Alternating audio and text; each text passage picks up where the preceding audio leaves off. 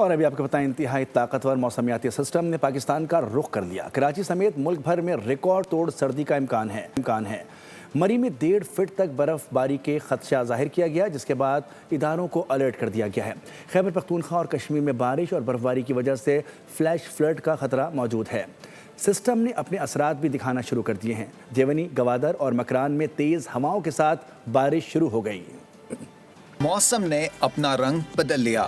Siberia کی ہوائیں پاکستان کو ٹھنڈا ٹھار کرنے پہنچ گئیں۔ کراچی میں صبح بارش کا امکان ہے، جبکہ بارش کے بعد یخ بستہ ہوائیں بھی چلیں گی۔